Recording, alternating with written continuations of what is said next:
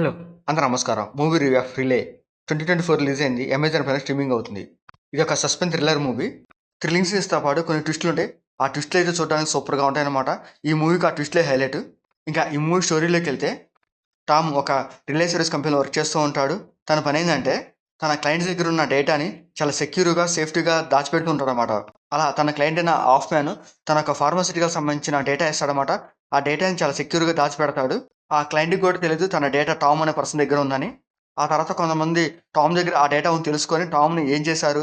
Tom దగ్గర నుంచి ఆ డేటా తీసుకున్నారా లేదా అనేది ఈ మూవీ స్టోరీ అనమాట. పాయింట్ బేస్ చేసుకొని అక్కడ చూపించే సీన్స్ మొత్తం చూడడానికి బావుంటాయి. మంచి థ్రిల్లింగ్‌గా కూడా అనిపిస్తాయనమాట. అక్కడక్కడ కొన్ని ట్విస్టులు కూడా పెడతారు. ఆ ట్విస్టులయితే చూడడానికి బావుంటాయి. ఇంకా ఈ మూవీలో హైలైట్ ఏందంటే స్టోరీ బావుంటుంది. ఆ స్టోరీకి తగ్గట్టు స్క్రీన్ ప్లే కూడా బావుంటదనమాట. కొన్ని థ్రిల్లింగ్ సీన్స్ బావుంటాయి. దాంతో పాటు ట్విస్టులు కూడా బావుంటాయి. అండ్ క్లైమాక్స్ వచ్చే ట్విస్ట్ అయితే ఈ మూవీకి హైలైట్ అనమాట. ఇంకా ఈ మూవీలో మైనస్ ఏందంటే స్టోరీని కొంచెం సాగదీసి కొన్ని కొన్ని చోట్ల బోరింగ్‌గా కూడా అనిపిస్తది. మరి అన్ని యాక్షన్ సీన్స్ కూడా ఏముండవనమాట. పాయింట్ బేస్ చేసుకునే ఈ మూవీ 1 అవర్ 50 మినిట్స్ సాగదీస్తాడనమాట. అసలు ఈ టామ్ ఎవరు? టామ్ ఏం జాబ్ చేస్తూ ఉంటాడు? ఎందుకు క్లయింట్ డేటాని సెక్యూర్ చేస్తుంటాడు అనేసి చూపించే సీన్స్ మాత్రం ఈ మూవీకి ఒక హైలైట్ అనమాట. ఇంకా టామ్ క్యారెక్టర్ ఒక జేమ్స్ బాండ్ లెవెల్‌లో ఉంటది. ఆ క్యారెక్టర్ చాలా బాగా డిజైన్ చేశారు. తనతో వచ్చే సీన్స్ మాత్రం చూడడానికి బావుంటాయి.